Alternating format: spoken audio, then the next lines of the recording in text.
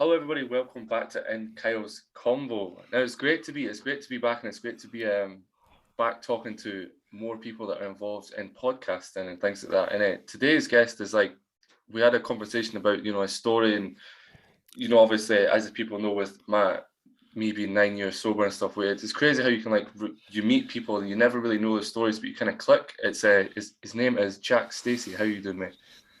I'm good. Yourself? Yeah, I'm good. Yeah, I'm good. I appreciate your time as well. Thank you very much. But now your story is No problem. reading your profile is crazy. Do you want to give us a brief overview before we dive into various different subjects of your story?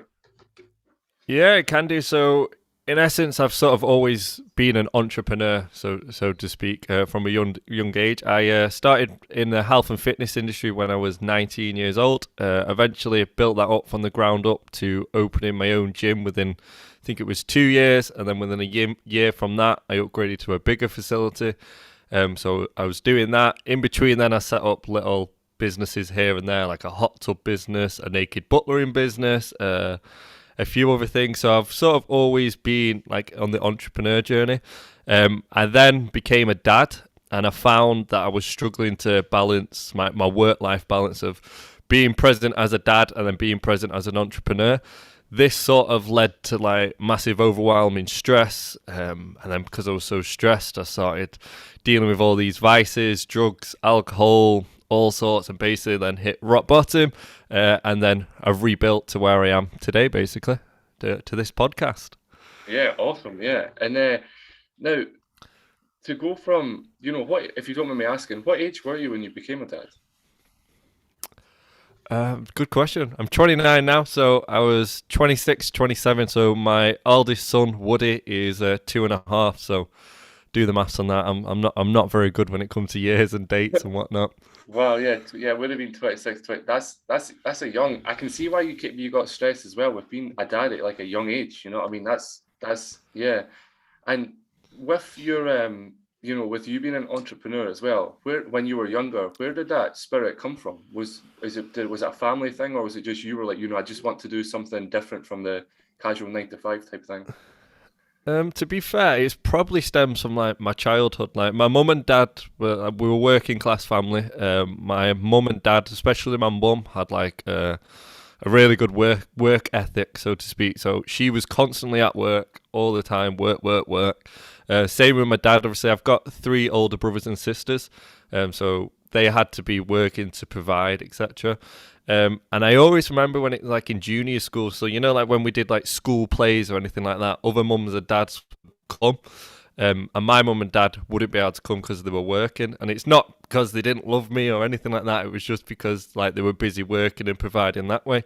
So I feel always in the back of my mind, I always used to say, I remember saying, I'm going to work for myself so I can, when I'm a dad, I can come to these shows. And I've always had that in my mind. Even when I wasn't a kid, it was like, I'm my own boss because I've got my own freedom. And I think that's sort of just where it stems from. Like, I'm a control freak in essence. Like, I want to be in complete control of my life. I don't like someone dictating to me when I've got to work, what I've got to do. I'm very sort of anti-authority, so to speak. Yeah, hence why you started up, the gym, and that is at night. That's in 19. You said, is that right? Does that when was that when you Yeah. was that when you had it as an official gym, or was it just like a unit for like maybe you and your mates, or what was the at 19? What was the transition? So it was basically, I started off, it was like your traditional boot camps or like your exercise classes. So to get the money to start off with, I sort of got a summer job, which then turned into a year job, which was working at Legoland Discovery Centre, which was in Manchester. And I was on like £3.57 an hour, so I had to work constantly to get the money. I knew sort of where I wanted to get to, and at the time I was doing martial arts, and I was training people there, and I sort of developed the passion, and then I was like, you know what, I'm just gonna go into this full time. Like, I was young, I still lived at home with my mum and dad, and I thought I'm just gonna risk it. Like, if I fail, I fail. Like, I'll just end up back where I was. So I saved all the money. I was then looking around actually on YouTube, and I was searching like how to build a successful gym business, and I seen there was this American Bedros Keuilian, and he was like putting out videos like what you need to do to build a business. And I basically just followed his advice. So I went to my school, which I used to go to. I then went to college there, and I only had a year out. And the headmaster I got on quite well with when I was in school. And I just basically went to him and said, look, I want to set this business up. I'm thinking of doing it for charity for a month. Can you help me with it? And we agreed that if I was to do that, they'll give me the gym space for free. But in return, I'll have to work at the school like 2 days a week or whatever. So that's sort of how I got my foot in the door. So I got a free space, and then did the advertising myself. So I put something in the local messenger in the newspaper. Then I printed off a load of leaflets, went and did a big leaflet drop, and just sort of got started that way. I think it's a long time ago. I think we had like 50, 60 people turn up. I know we ended up donating over £1,000, and it went to cancer research. So yeah, it did pretty well, but that's basically how I started, and then just built from there, really. Oh, damn! At 90, that's not a lot of people at that young age they're obviously entrepreneurial nowadays. But again, with me, like I was saying before the podcast, me being 27, back 10, 9, 8 years ago, something along those lines. It's not. People are very people are not that type thing. It was going out and partying and thinking, I know exactly what I'm talking about there in a way, have power and a lot of fun, without actually taking, your education / like business life too seriously. I feel like there has been a huge, I'm interested to hear from yourself as well. There has been a huge transition from, going out partying, and now it's very entrepreneurial business and stuff. What's your opinion on that? Yeah, no, I would agree. Like for me, it was, I knew I didn't need to go to uni to do what I needed to do. So I treated this as like my sort of uni. I had friends who went to uni at the time. And I remember saying to him, I'm going to make more money than you get into debt. And like, that was sort of just in my head. It's like, this is my uni, I'm going to make money. And that's basically how I treated it. Building that was my university. I wasn't a big drinker at the time. And I think because I had older brothers growing up, now they were like 10 years older than me. So when I was like 8 or 9, they would come in pissed from the pub, and I'll just see them in a state, and I'll just be like, I don't want to drink. So I think as I got older, I started to drink. But like at an early age, I wasn't much of a drinker. Like even as a teenager, I would sit in and play my Xbox or go to the gym rather than going out on the park and getting pissed, in essence. Yeah. I mean, it's definitely a better way to be it that way. But I'm curious to, reading your profile and what you said as well, it's saying you help Dadprenuers. I don't know if that's how you say it. Dadprenuers. I call them Dadprenuers, so it's just a mixture of a dad, an entrepreneur. Push them together, Dadpreneur. That's an awesome idea. Now, if somebody, before we get in, to various different things, if somebody wanted to come on and for you to help them as a dadpreneur, how would they go about getting in touch with you, and what kind of stuff and then on top of that as well, what kind of stuff would you do with them? Okay, awesome. So, well, if I was clever, I would actually have my landing page and everything set up so I could direct people straight there. But because it's all going through editing at the minute, it's not. So the best way to sort of find out more about me and what I do is probably listening to my podcast, which is Ambitions of the Dad. So that's on Spotify, iTunes, Amazon, it's wherever. So yeah, you can listen to me on there, find out more about me and what I do there. And when someone works with me, it's different, really, in essence. We have like the same structure. So I've got a program called the Life Shift program, and this is just helping that overwhelmed entrepreneur, so to speak. So someone who is struggling with like the business life and being a dad at the same time. So they're just overwhelmed by it all. A bit where I was a couple of years ago. And in essence, we take them to be a successful dadpreneur. Now, by successful, I don't mean I'm going to help you build £100,000 a year business or £1 million a year business. Success is what it is to you. Like to me and most of my clients, it is being able to spend time with family. It is looking after your health. It is being the best version of yourself and being a present dad. That to me is sort of success. If I can run my own business, I've got the freedom to do what I want, like this podcast in the middle of the day, and then I can go in the house and play with my kids. that is quite successful to me. I'm living the life there. So there's lots of things we do, but like it's things people do but take for granted. So we'll look at like optimizing your sleep so you can have more energy throughout the day. We'll look at like the type of foods that you're eating. We'll look at like your sort of exercise, like your recovery, your routine. It's just simple things to make you a better person and a better dad, really. And a massive one which people sort of tend to forget is just managing time. When you're a dad, you're running a business, you can get overwhelmed with it all, but actually having a system in place to control your time changed my life massively, to be fair. Yeah, awesome. Yeah, and again, props to you for helping people as well. I think that's what we need, more people like, being involved in podcasts and media from all different types of backgrounds. That's the thing, not just like specific things, like it's like having a conversation or anything like that. It needs to be like, I feel it needs to be like multiple different avenues, if that makes sense. But no, 100%. Like, so, all I was gonna say, my nose is going red. I'm cold. I've got an itchy nose there. But all I was gonna say is the sort of reason I started the podcast was the podcast I sort of listens to, maybe like business or health related.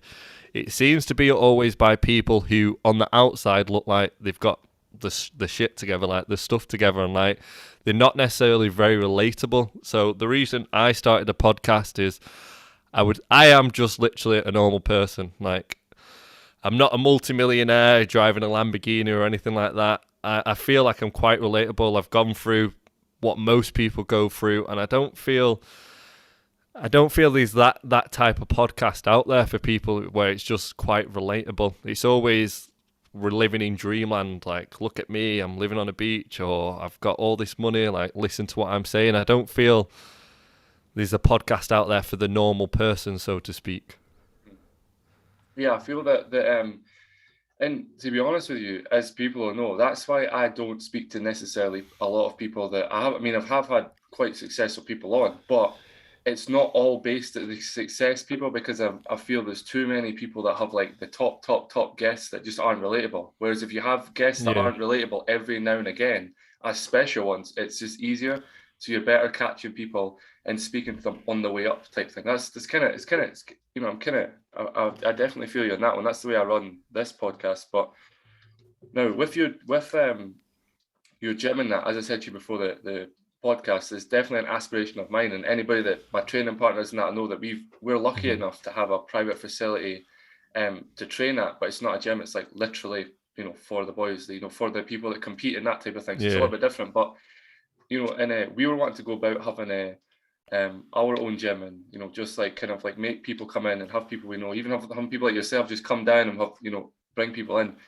How did you what advice would you give people like that wants to go out there and start their own gym? So a better question would be advice that if somebody looks on YouTube like you did, what advice would you want yourself to see that they could see, if that makes sense?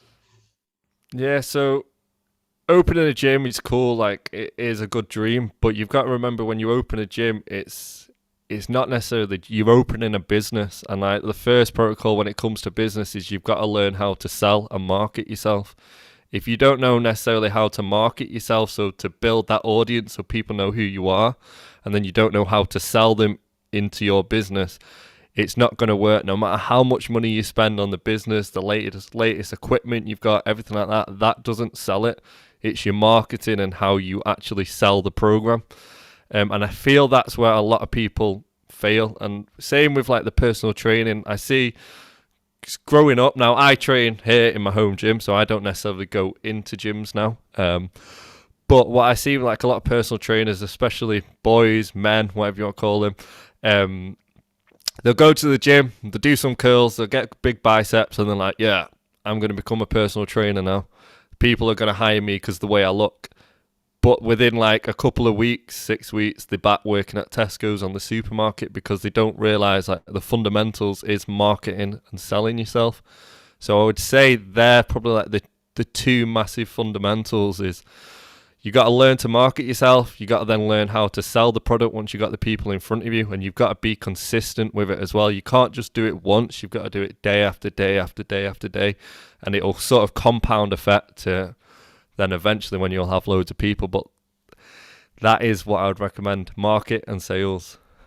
Yeah, and you have to kind of have a story when with being a with being in personal training and weight loss and stuff. You kind of have to have a story about you. Like there has to be something because, as you're saying, I mean, I could go on, I could go on my phone right now and probably go on Instagram and get 1,000, and honestly, 1,000 personal trainers just by typing the word personal trainer in Instagram or Twitter. Like there's tons of people, but I guess if you have like you're saying, if you have something about you, it will make a huge difference. You know what I mean? For Yeah, it's anybody, but yeah. I've always sort of been taught like stories tell, facts sell. If you know what I mean.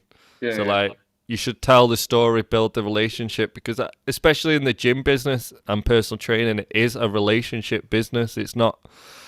You want that person to keep coming back. You want them to enjoy the experience when they come to the gym, and how you do that is by creating the good relationships. So I feel a lot of people need to like reframe their mind with it. Marketing and sales, it is tough, but there's so many courses out there. There's so many books you can read, and you can just basically do what I did. I hired mentors who were good at it, learned from them, and then just took the skills on myself, basically. So it might sound daunting. Oh, I don't know how to sell. I don't know how to market, but it's a learnable skill, if you know what I mean. 100%, yeah, and as but with social media being, it's we're talking about and which we will also get into as much detail as we can, but with people having vices and stress relief and things that I like what we're talking about, and social media I feel is a vice. Now I don't mean it's a drug or nothing like that. It's nothing along those lines, but it's a good stress relief if you're like, oh, I just want to take a break from life. You go on social media. But with being involved in business and social media and podcasting and that, I feel you kind of have to like not watch what you say on social media, but maybe refrain from certain things. Now, I don't mean like all the stuff you just shouldn't say, and I know people will know exactly what I'm talking about. Just stuff that you just don't say. There's certain things you stay away from because you just don't do that. But subjects that you kind of need to like monitor you kind of what you put on social media to an extent, if you know what I mean. But like, would you say Yeah, that in your you opinion, got. You don't want to offend people.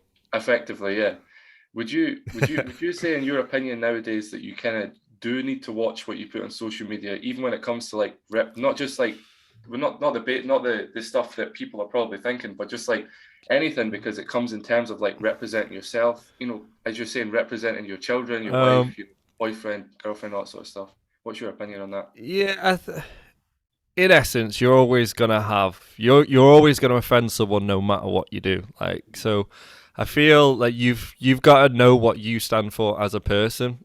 You're not gonna get on with every person that you meet, and just online is just it's just so much bigger. So yes and no. Like, you obviously want to be careful because it is sort of your reputation, but as long as you know who you are, what you stand for, your values, I would just be putting them out. You're not going to get along with everyone, and that's good. Like, you'll attract the more people who are like you, rather than trying to please everyone, and that's something I've had to learn in the past. I started marketing, trying to please everyone. I was getting people into the gym, but they weren't my people. So I never actually got on with them, and they never actually stayed. But once I started putting my actual true self out there, like marketing myself properly, I started getting my actual people in. So I feel, without being too harsh, you need to sort of show what your values are, what you stand for, and put that message out there. But obviously, within extremes, like, Yeah, you there's just be a obviously, good person and put your message out there. Don't be going slating people for the sake of it. But yeah. they're things I've had to learn the hard way. Mm, you and me both. But and I had to learn that something I had to learn the hard way. I think when it comes to that side of stuff is if someone writes a negative comment, I used not if this was probably prior this podcast and another podcast I used to be involved in. It was just about weightlifting and that, but we both went off to like do our own things, and he went off to uni and stuff. So it naturally collapsed. But with this one, it was I used to reply back to like hateful comments, or someone would like take the mic Mm. of what you wear or something. I'd be like, who do you think you're talking to? Why don't you know, why don't you like keep your negativity to yourself, and like why don't you just leave everyone alone, blah blah blah. But then I kind of learned, I was like, there's no point feeding negativity with negativity. You need to like transfer it to positivity type thing. So, you know, and it's a hard one, but yeah, it's doable and it's not doable, if that makes sense at the same time. But Yeah, no, I would never scroll through Facebook or Instagram and see something and be like, I'm going to comment something nasty about this person. So the people that are doing that are probably going through like hard times in their life, and they probably do need the love. That's always sort of what I've been told. Like, someone be negative, be positive to them.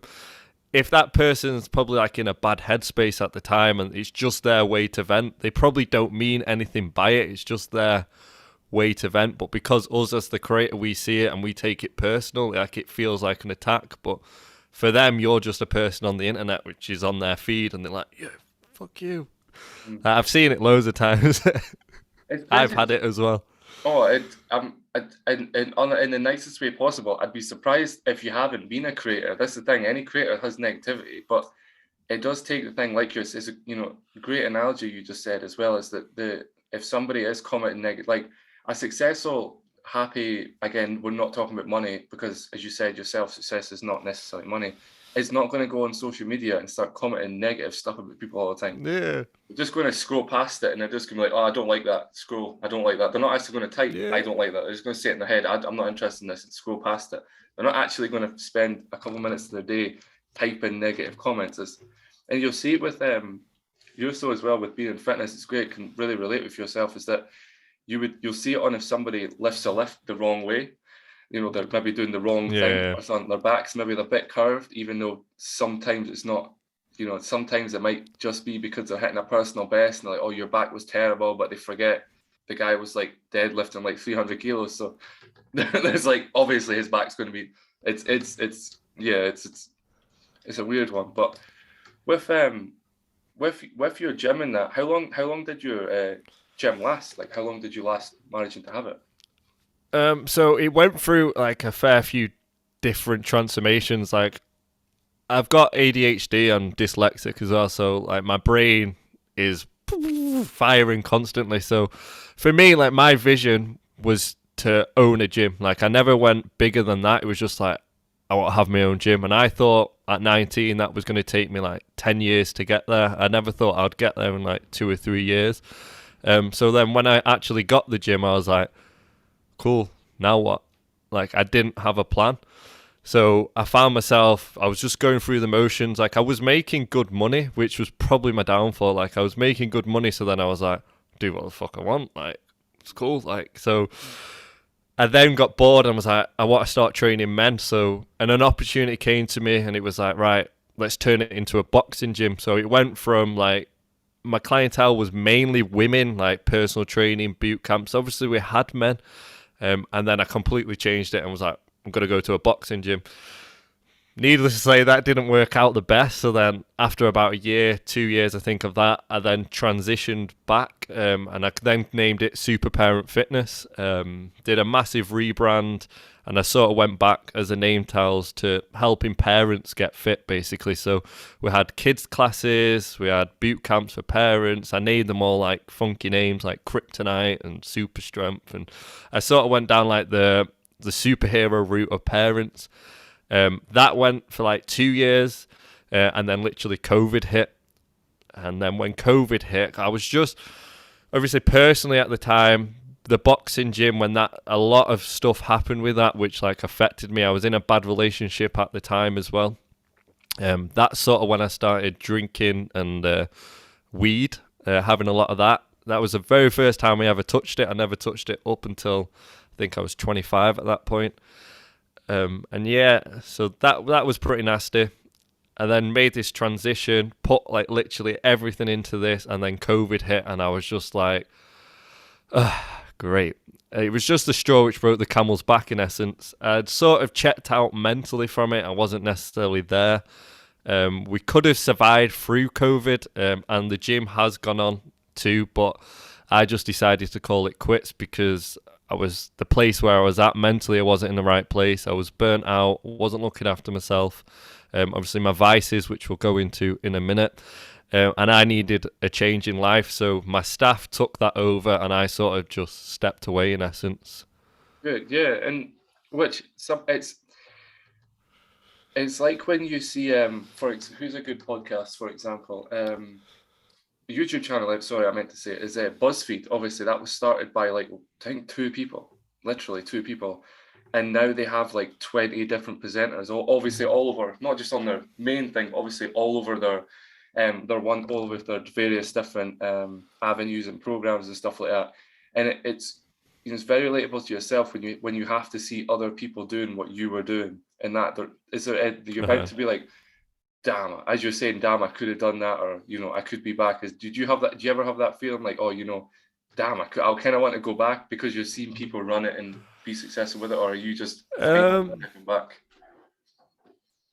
I'm fine looking back. I feel I've gone through what I've gone through for a reason. And like I said at the beginning, when I set this business up, it was my university in essence. And then when I became a dad, I wasn't that same person. I needed a business to reflect who I was then at that person. So the gym business for me was probably like the single Jack. It wasn't the family Jack.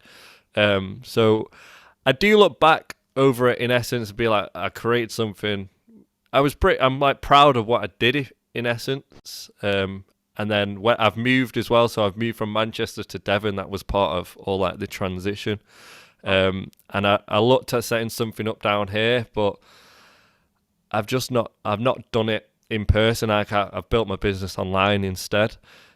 So yeah, like that was just Jack when I was 20. I'm now on a completely different journey. I've got like a completely different vision. So I look back with fond memories. I've learned a load of lessons, and I feel I've needed to go through everything I've gone through to get me to where I am today, in essence. So the answer to your question is, I don't look back with like jealousy or anything. Like, I'm proud of what I did. I've learnt my lessons I've learned, and I've needed to go through that to be where I am today. Awesome. Well done, you as well. That's some journey from been to Devon twice. And as people obviously know, I stay in Scotland at the moment. And it's it's literally the bottom, like way down south. And that, what made you want to go there versus maybe like, for example, what made you want to go there for maybe even like going up the way, so like Moray, and I think Moray's like the top of Scotland. I think that's what you call it. Anyway, like way up the bug with Scotland. What made you want to go down the way?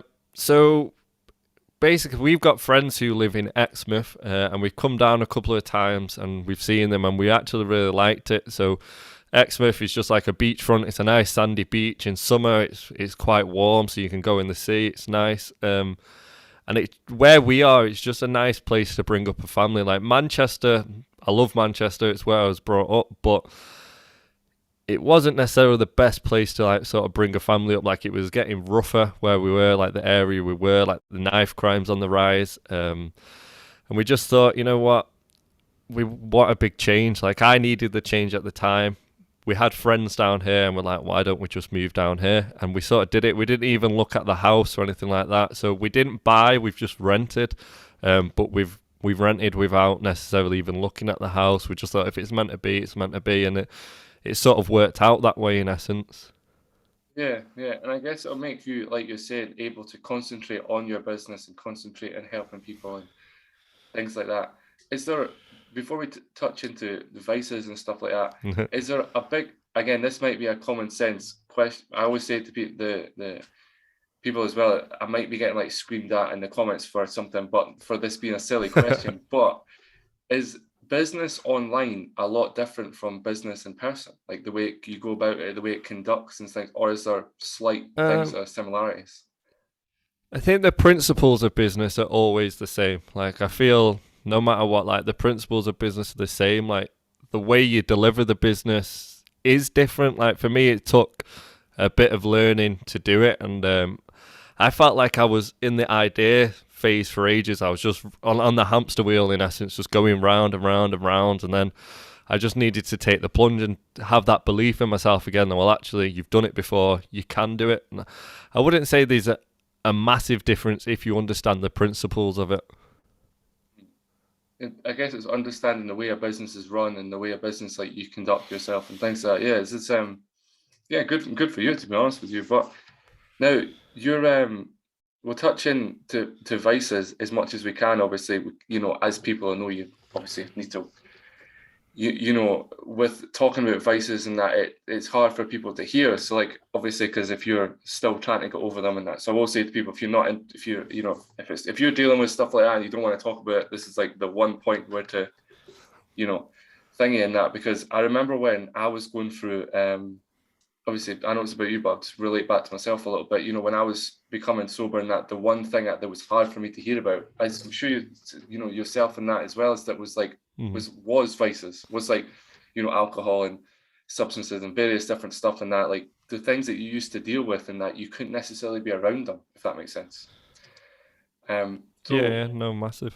what for your vices and that, and you know, what how to explain this, what necessarily made you go to that versus doing, I know this is a really might be a common sense question again, but versus doing what some people do and they kind of like just like not run away but like move complete. I know you did move away, but for instead of doing the vices, what did you made you do them versus maybe doing like something else, like moving away or like going doing this or like traveling, or you know, so I think you know what Yeah, I'm trying to hint at here, but what made you do that? yeah, yeah.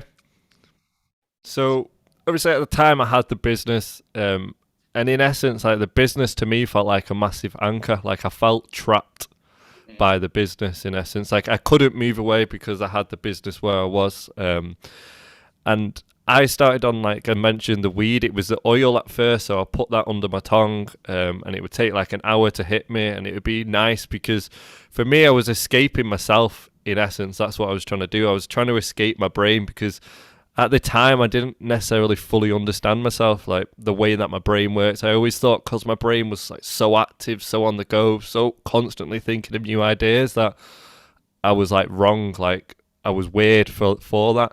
It's only now I've sort of learned that in essence it's cheesy as it sounds, it's sort of like my superpower, if you know what I mean, like the way my brain works. So I was taking the weed to sort of numb the conversation which was going on in my head, and it was the only time where I could be present in the moment. I wasn't thinking about what I needed to do at work. I wasn't thinking about clients. I was thinking, I'm in the moment, I'm relaxed. I can maybe sit and watch TV and just shut off. I didn't have to worry about bills, my problems outside. And that's sort of how it started for me. And then it went from one day to the next day to the next day. And I think it was like every day for a year of just having the oil. But because I could sort of still go about my day, I never thought I had a problem, if you know what I mean. Because Yeah, I could still turn up for work. And at the time, I thought it's helping me because I was concentrating in the moment. So I was writing emails and everything. And I was like, boom, that's the best email I've ever wrote. Like, I felt top. But eventually, obviously, too much of anything gets the better of you, and as my sort of stress built up with like the business, because I was high, I wasn't necessarily performing at my like optimum level, even though at the time I thought I was. So everything wasn't getting done to like sort of the standard which I set. So over time that standard went down, and then with that I got more problems, more stress. My staff necessarily weren't doing things to the standard which I expected, so then that created more stress, and clients weren't happy. And in turn, I got more stress, so I just had more weed, and it then ended up to a vicious cycle. I then started drinking. Now, like I said, I've never been like a big drinker, but sort of COVID hit, and the weed wasn't hitting me fast enough because it was oil. So I was like, I'll drink, like it was in the cupboard. So I started drinking. I'll drink like a bottle of rum, vodka, everything like that, and it wasn't necessarily like I enjoyed drinking, and I just enjoyed getting out of my head, and it just made me forget my problems. But at the time, I didn't think I had a problem with drinking. It was like, oh, I'm fine. I'm just stressed at the minute, and I just kept telling myself that until I was like a shadow of my former self, if you know what I mean. Like I felt like I had all this potential, and I was wasting it. yeah. I mean, totally, I know, and I totally agree with it. Bringing back memories, to be honest with you, like I totally, you know, believe in like everything you're saying. I'm sure everybody will, and I think that the fact that like it's weird how you have vices. You have things that can turn you off before you. For me, it was spending too much time. Obviously, with being sober and that, there's that. But even for me nowadays, to concentrate on stuff, I was concentrating on too much like silly things. So like things that like overthinking. So things that you just way out of your control. But before you know it, then the slight things. So then a bill comes up and you're like, how am I going to pay this? Or like this comes up and you're like, how am I going to? I can't be there at this time because I booked this for this, or I can't be. I can't go to work today, but you can go to work today, but it's because you overthink.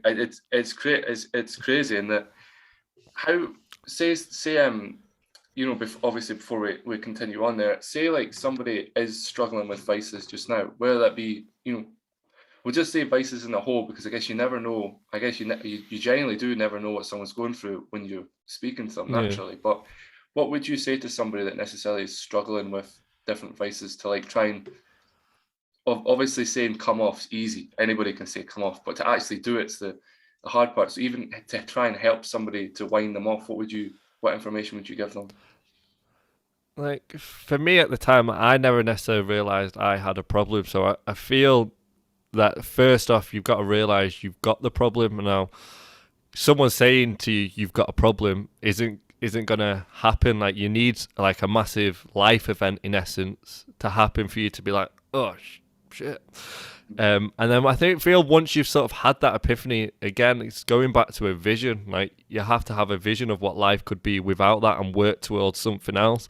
Like I found looking back, like my vices became because I was sort of unbalanced. I didn't have like the basic foundations of life, so to speak. So my sleep was erratic. Some nights I'd be sleeping 6 hours. Some nights I'd be sleeping 4.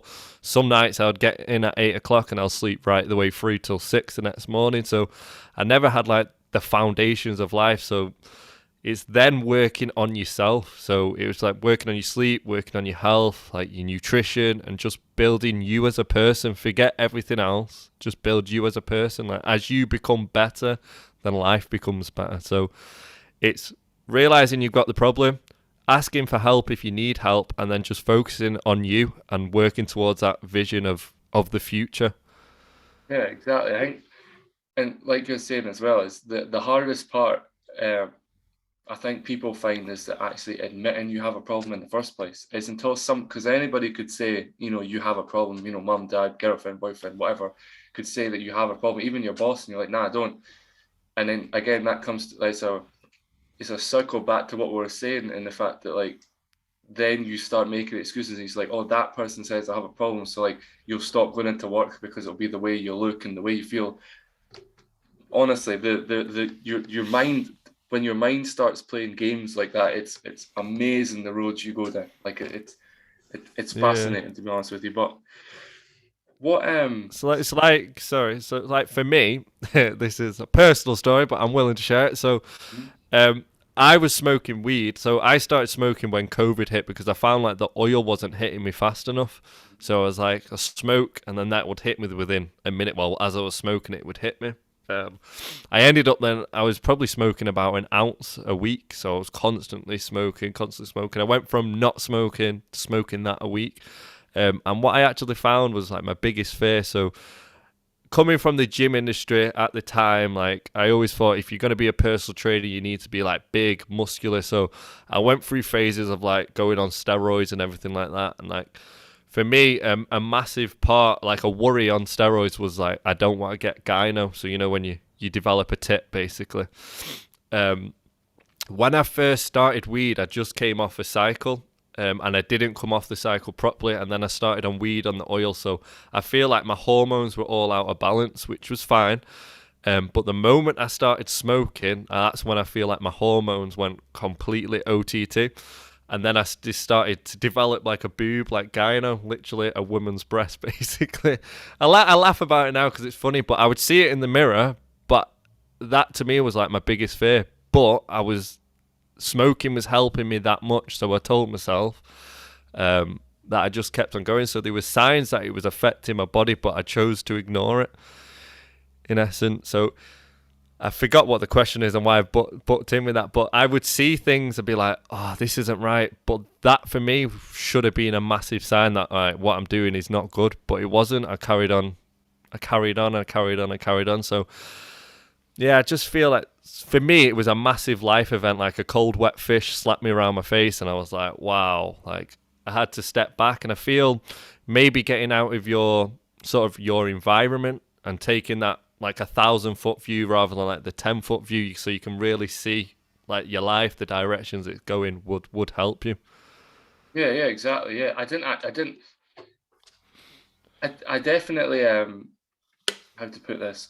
I definitely have had the notion, like I was saying to yourself, with the way I compete, and people will know as well that follow like my main Instagram account will know that I do, and you always have the notion that you need to take the steroid route, be the biggest, the strongest. With competing in strongman, there's just people that are just beyond a joke, they're like gods. But then you figure Yeah. out, wait a minute, this guy's on stuff and you're not. Obviously, there is the natural stuff, but you know, the people, there's like certain routes that people go down and you're like, why am I as strong as that person? And then obviously, like you were saying, you need to look a certain way. So then you started taking it. And what was what was the was it literally that notion that you were like, you know, you need to be big and muscly and stuff to take a gym, so you decided Yeah. to, or was there more behind it? It was mental. So like as a kid, I was always very skinny growing up. Like I'm not a massive person. I'm tall, but I was always very skinny. So for me, I've got asthma, which was another reason why I probably shouldn't be smoking. And my chest, I think it's like pigeon chest, so my chest would stick out slightly because I had asthma. And my brother used to always sort of tease me about it, like, "Oh, look at your chest, look at your chest." So I was always, I think, like that's why I started working out. So I started doing like press ups, pull ups, so I could get pecs. So I'll be like, "Fuck you." But I feel like I'd always been like body conscious because of that. Even when I went into the gym, people always used to tell me, "Oh, you need to eat a sandwich. Look at you, you're dead skinny." So I had that in the back of my mind. And then when I used to tell people, "Oh, I'm a personal trainer," they're like, "You're a personal trainer. Look at you." So I felt like, "Oh, fine then. Right, I'm going on the steroids then." And I did. I blew up. I was a lot bigger than what I am now. And it just turned into them. I started on one cycle, two cycles, and then my addictive personality kept in. Then I was on cycle all year. And it was more for me, it turned to a point where as I got bigger, I got more attention, and then I got more girls, in essence. So it sort of drove down to that. It was, yeah, it's probably just like the attention. Like I sort of craved the attention. I was big. People sort of respected me. They weren't calling me skinny, and I felt more confident within myself. But again, that was just mental weakness in essence. Whereas now I don't take anything. My training is completely different. I'm more sort of training for like longevity and like health. Because obviously I've abused my health over the last few years. And mentally, I'm in a lot better headspace. Like I'm not in bad shape. I'm quite lean now. But I feel it was judgment of other people and worrying what other people think of me. Whereas now I've gone through what I've gone through, and I've realised like it doesn't necessarily matter too much about what other people think. So I feel that was what it was. And it doesn't. That's the thing. And but it's easy enough us saying that, you know, as you'll know yourself, you know, oh, I don't care what this person thinks. But then to wing back on what we were saying before, then you get that negative comment, and you're like, ah, damn it, like here we go. And then you start thinking of it before Yeah. you, there's, and it sits, and you can say, like I was saying, it's fair enough. You can say to yourself that it doesn't bother you and things. But then, like you were saying, it clearly did, and obviously it sat in your head on times you just weren't expecting. You're like, damn, I wonder, like, you know. And I do feel like there is like I'm not a personal trainer myself, but you know, like we are saying, I have loads of friends that are in personal training, loads of them. I'm sure you still do as well, and that you do. There is kind of a stigma about you have to be muscly, big, ripped, compete. Yeah. You kind of have to have something about you. When, in the nicest way possible, I've got, and I won't mention the people's names, but I think two, three, or well, two, three, or four. I think one of them's actually, you know, kind of changed the way she went about things. So, well, I think it's about two or three guys now that aren't in the best of shape, but these guys have more successful clients than anybody. Like they just, it's Yeah. because they're not concentrating on themselves, which is obviously a problem, but they're concentrating on other people. There is that, you know, that side of it as well. But see, when you were coming off steroids and things. I'm sure people might be interested in this. What was that transition like? Because again, I've never done it, so I don't know. I can't. Apparently, there's like a huge thing when you do see yourself getting smaller. You're like, I might just tempted to go again. Or what's your thing? Yeah. So like I find, and speaking to people who have done it, like most people when they come off steroids, they stop going to the gym as well. And this is what I sort of did at that point as well, just because of the way my life was going. I was that stressed. I was just like, I'm going to have a break from just training. So I got fat, but it wasn't because I stopped the steroids. It was because I stopped doing everything as well. There are times when like I've been on cycle, then I've come off cycle, and you lose a bit of size because most of the time when you're on steroids, it is water. So like you'll lose a lot of the water. So you're never necessarily going to keep 100% of the size. But it's on the like the hormonal level, like the change like that. I could feel like a big change in like my mood. I wasn't snappy or anything like that, but the more and more cycles I didn't feel that same Jack before I started to cycle, if you know what I mean. Like maybe my sense of humor wasn't the same or things like that. I just noticed slight changes the more cycles I do, because in essence it is messing with our hormones, and our hormones is who we are as a person, if you know what I mean. And I felt more emotional, but that's because of my estrogen levels were all shot. So obviously estrogen levels are your female hormones as well, so I was more like a woman, so to speak. And I had tits as well. Yeah. So what was the reason? I don't think what was the reason you actually fully stopped taking them though? Like I know you're saying because you were smoking at the time, but was there another reason behind it as well? Or? So at the time, I was in a bad relationship. I was on steroids, and that went like really sour, and it completely fucked my head. I wasn't in a good place at the time. The boxing element of the gym, which I had as well, that was going sour, and that relationship turned pretty nasty. And I just had like a load of stuff going on, and I couldn't cope. And I just like, I'm stopping everything. I didn't stop everything because that's when I went hard on the weed. But like, I just had to step away. Then I didn't, because I worked out at the time at my gym, and the gym was like the boxing as well. So then I got out of the habit and routine of exercising, and yeah, it was all just because of that, really. I just suddenly stopped. Like I have never done that in the past. I normally would do like a PCT. I was quite, I say, clever when I did it. Like I looked at the science, I got proper recommendations, did all the blood work, so I was on top of what I was doing. But this time my head had just completely gone because of life, maybe the steroids as well, and just everything which I was doing. So I just completely stopped it and never touched it since. Yeah. You ever how long have you been completely sober? Off the steroids, probably like 4 or 5 years. Off the weed, I literally 6 months now, I say, completely off it. So even when I moved down here, I would still have it every now and then, just because I was like, oh, I'm stressed, I need it, it helps me.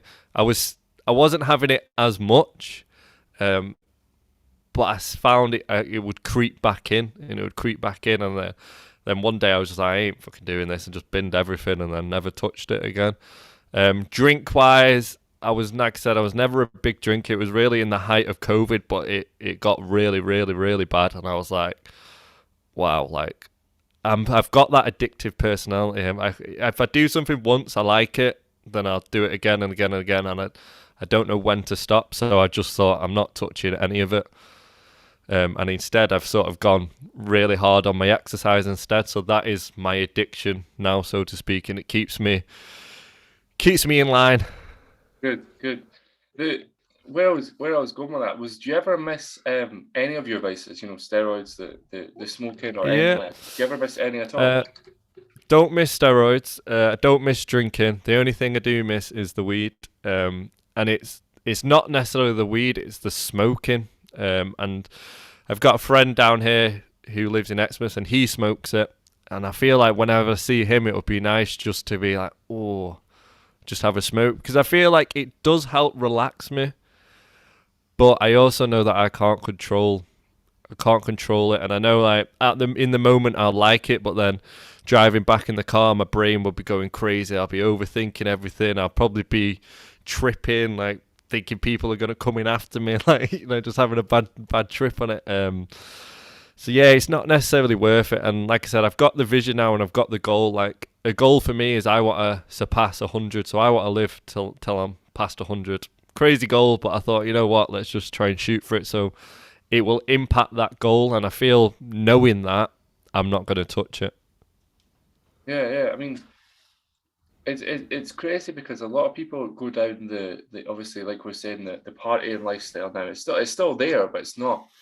In my opinion, it's not as big, and obviously that's just it's just my opinion at it. But would you know, and it's crazy that you never went down in the nicest way possible, and everybody doesn't go down the whole, going to clubs and doing recreational drugs. That's usually what people end up doing, vices. When they got a lot of stress, they'll go out and party and they'll drink and they'll, do various different other drugs and things like that. Did you ever have that kind of notion, or were you like, no, that's way too like... No, it's obviously I've got friends who did all of that, but for me, I was always sort of being dead against it. Like, nothing morally wrong with it. Everyone has like a vice. Like, I don't judge anyone if they do it, but for me, it just goes through me. Anything going up your nose is, like I can't stand it. Like, it freaks me out thinking about it.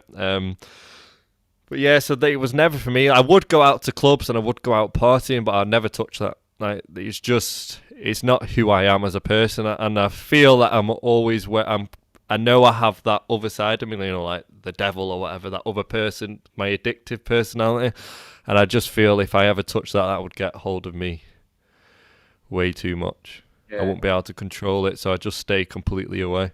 Yeah. It's not worth trying or doing. It's definitely not. I know people personally that have like tried it once. I'm just going to do this. It's a party, and fair enough. And everybody tries everything once, but then it's like, then the next time you see them, they're high as, and you're like, what have you been doing? What? And they tell you what they've been doing, various different vices and stuff, and you're like, I thought that was only once. And they're like, yeah, I won't do it again. And then it's again, and then it's again. And the next thing you know, they're like, can I borrow money? Can you drive me here? And it's like, I ain't going anywhere with you because I don't know what you're going to be doing. I don't know who you're going to have in your pocket. Yeah. It's a shame. It's a shame when it grabs a hold of people. But I do think addiction stems from somewhere. You know what I mean? There's always that little thing that, as you're saying, stress, or if there's anything else going on in people's life, it usually just stems, and then all of a sudden, boom, once you get that little thing, that's it. I like, from my experience and the experience of people I sort of work with now, it's the unbalance. Like, we're not officially balanced in life, if you know what I mean. Maybe we're working too much, so then we need a release, or maybe we're not working at all, so then we need a release from like our actual situation. So I feel it's an extreme, if you know what I mean, that there's an unbalance in life to point us in that direction. But so say there is say somebody is like, as I saying, is coming off of it and is maybe having like withdrawal symptoms. I'm sure you didn't, and definitely know when I became sober, I definitely did, and still to this day, which is weird. But what would you say to somebody that's suffering with like withdrawal symptoms? Like, damn, I really want to do it, and there's always that little temptation. What's your advice to that person? Well, I couldn't give advice on all the other stuff. I could only give advice on what I've sort of used and done. And for like me, it's just not putting myself in those environments and focusing on something else. So these times where I've been sat and I'm like, oh, I really want a joint, and it's just, as woo-woo as it sounds and hippie-ish, I actually try and meditate and just gain control of my body, if you know what I mean, and my mind. Like, it's my mind playing games on myself. I can control this. It's just building that mental toughness towards it. So all I literally do, I'm not the best at meditating, so I couldn't teach you, but I just literally lay on my bed, I put noise cancelling headphones in, close my eyes, and just try and focus on my breath and just deal with that emotion. Because I feel, for me, it's normally like a stress, or it's anger, or it's some sort of emotion which is making me crave that, if you know what I mean. So it's just getting a deeper connection with yourself. As hippie-ish and woo-woo as it sounds, I feel if you understand yourself more, you'll understand why you're getting that craving, if you know what I mean. Yeah, But it's true though. It's true. That's the thing. yeah, just you're strong enough. If you've managed to stop it, you're strong enough to keep on going. Just try and go on a walk, go on a run, do something completely different to change your mindset. And I feel exercise is a massive part to change your mindset. You're literally 20 minutes away from a good mood if you do a good workout. Mm. Oh yeah, and especially if like you end up hitting a PR or something like that. That's, as I say to people, that hit of hitting a PR, aka personal record. I'm sure people know that though. Is a whole nother ball game. It's you feel literally on top of the world for ages and ages. It's a different kind of euphoria, to be honest with you. But what just a topic to finish off on. What's your not 5-year plan? That's something that you get asked in school and things like that. But Yeah. what kind of technically though? What's your like future plans with like where you want to go and where you want to go now? Growing your business, podcast. What's your we'll say like 10 years, because that's a bit, 5 years is a bit minimum. 10 years is probably better one. So on like a personal level, I literally want to be off grid, living in a forest somewhere, just like living off the land in essence. That's sort of like my goal on a personal level where I want to be. Business level, I want to just be making an impact. I want to be making the world a better place, so to speak. As cheesy as it sounds, I want to be helping dads who are in a similar spot to where I was. So I'd like my podcast to be doing well and helping people that way. I like the business to be helping people. I've not necessarily got, like, I want to be helping 10,000 people, 1,000 people. If I could literally change 10 people's lives, I'd be happy as Larry about that. So it's just helping people be better and enjoying the journey which I'm going through. I just want to enjoy each day, and what will come will come. Obviously, I've got my vision, sort of where I want to take it to with a business, but it's just enjoying the process. That's something I've learned along the way. I've just got to enjoy it. 100%. Yeah. No. Now, I always like to get people's. I know we're saying that people can reach you before, but I'll get them again. In it, various, if you have them, social medias that people can get you on or find you on and be able to follow you on. As everybody knows, I obviously follow them, so you'll be able to get it from me through them. But just in case people are listening to this and then they don't follow social media or something, but. Yeah, so I'm actually running an online business. I should be more online, but I'm actually not. So the only thing I've got is Facebook, which I think it's facebook.com. I am Jack Stacey. I think that's what it is. And my podcast, which is Ambitions of a Dad. For me, I try and stay off social media as much as I can because I just know how my mind works. It's the addictive personality. I find myself, if I literally going for a wee, I'll pick my phone up, scroll through Facebook and everything like that, and then YouTube, and I'm on there for hours, so I've just deleted everything off my phone, and I just try and not be on it, if you know what I mean. Yeah.